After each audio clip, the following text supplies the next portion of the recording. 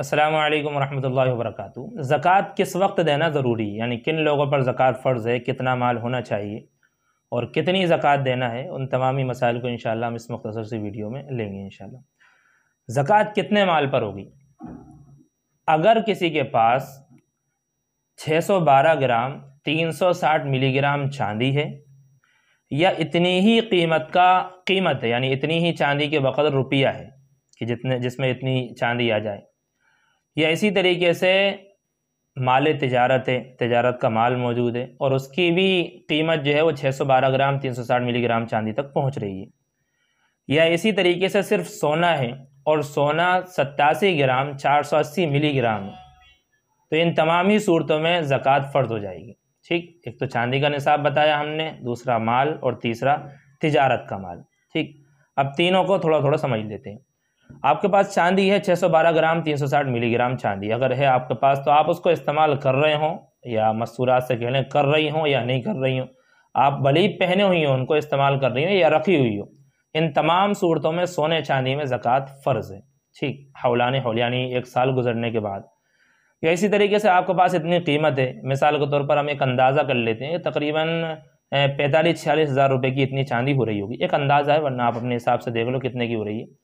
तो उतना पैसा अगर आपके पास मौजूद है और उसी पर 1 साल गुजर गया तो फिर आपके ऊपर ज़कात फ़र्ज़ हो जाएगी। ठीक, और अगर ये दोनों चीज़ें नहीं हैं, ना पैसा है आपके पास नकद और ना ही चांदी है, सिर्फ सोना है, तो सोने के लिए ज़रूरी है कि वो 87 ग्राम 480 मिलीग्राम हो।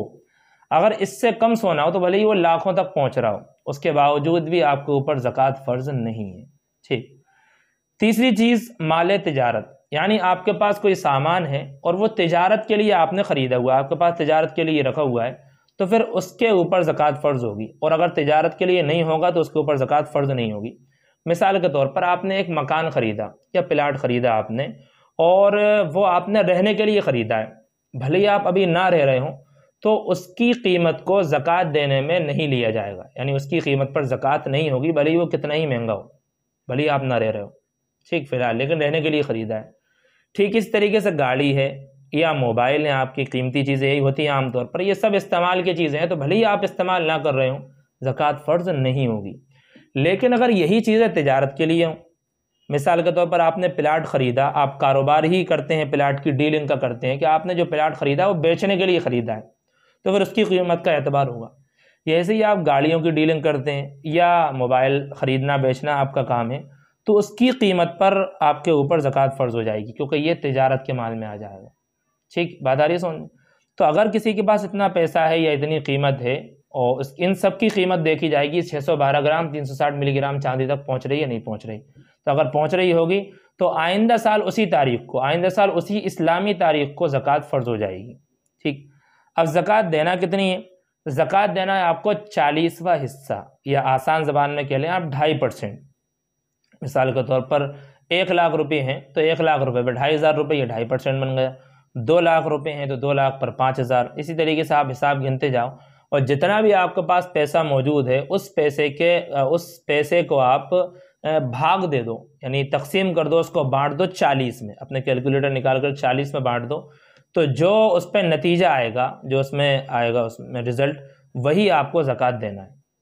जैसे 1 लाख रुपये ना, अगर आप 1 लाख को 40 में ज़रब दोगे ना, सॉरी ज़रब नहीं, भाग करोगे, उसमें बांटोगे, तकसीम करोगे, तो 2,500 रुपये आएगा, तो वही ज़कात आपको देना है।